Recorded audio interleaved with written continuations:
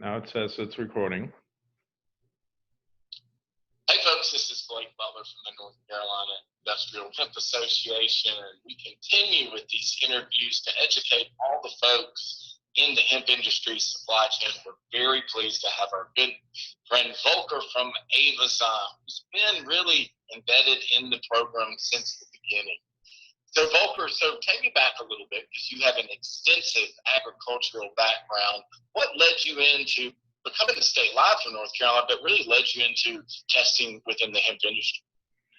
Yeah, so I've been in the agricultural and ag tech industry for many, many years, with a lot of experience in the science that comes with it, but also the agricultural piece and, of course, the regulatory piece.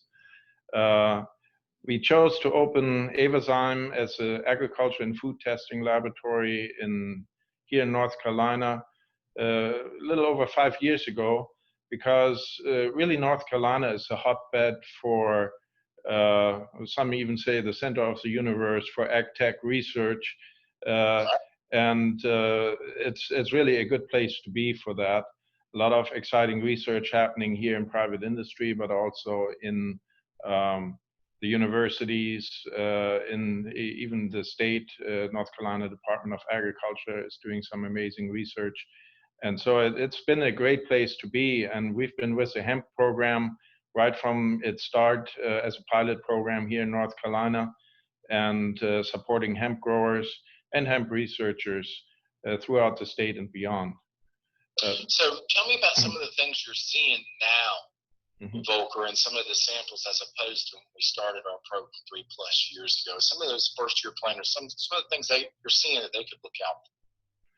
Yeah, so when we first started out, we saw a large variety of actually different varieties, different genotypes of hemp coming from all sorts of places out of state, all promising high CBD and low THC levels. And what we've seen is that the genetics are not there. They have not been there from the start. We see certain varieties emerging. I think Bayox becomes everybody's favorite. But we see cannabinoid ratio. So this is the ratio of CBD to THC from in the 20s for the better varieties that we have not seen in the beginning. In the beginning, we've seen ratios of 5, 10, 17. But now they're consistently over 20, which means you get a relatively high CBD yield compared to, and still be compliant with the 0.3% total THC level.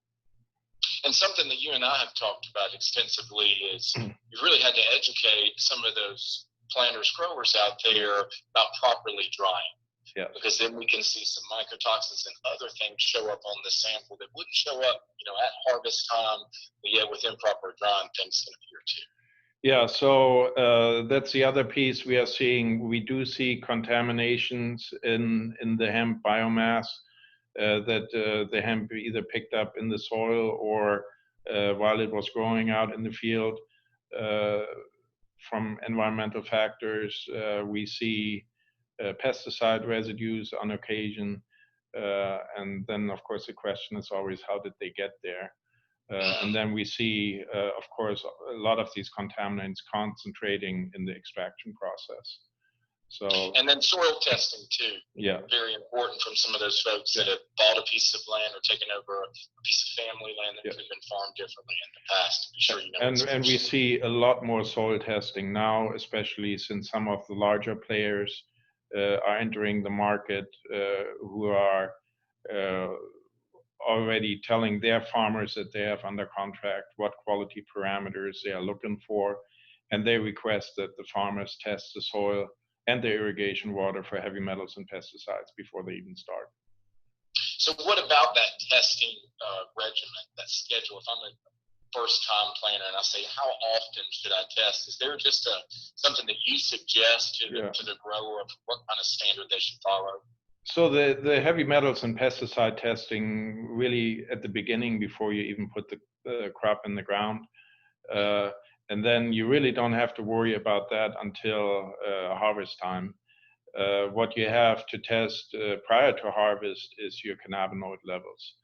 And we have large grower cooperatives who are testing up to 3 times a week in 2 or 3 day time intervals to see how the cannabinoid profile evolves, and trying to maximize their CBD levels or what other cannabinoids they're interested in, and still stay compliant.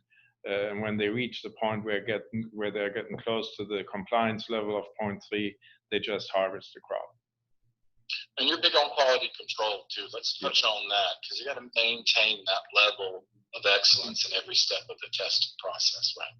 Yeah, so quality in the end will be an important factor. We see this in various states that start to establish their quality rules for what kind of contaminant levels you can have in hemp. And then, of course, the processors and the buyers of hemp biomass, they have their own quality parameters that they will check before they purchase the crop or the biomass from the farmer. And you cannot see what these are without proper laboratory testing. Yeah, so extensive testing is needed. We can help farmers with advice as to what we see, what different buyers are looking for, what they're asking for, and it can give the farmers some advice as to where they stand. So even with having to shift a little bit with COVID-19 as far as visitation, can farmers still bring their samples right there to the Avazyme lobby?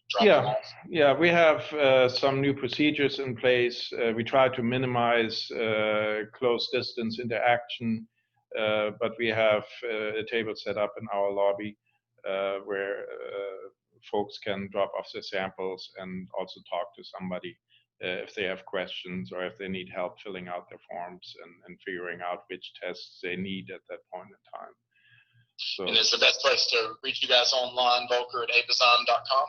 Yeah, I'm not sure you can read it. I've posted our phone number and yeah, see right here, 919-604-4571. Yep. Info at avazyme.com, folks. And, you know, like we have been stressing all along the way, going ahead and aligning yourself with someone that knows what they're doing in that testing field is key. Yeah.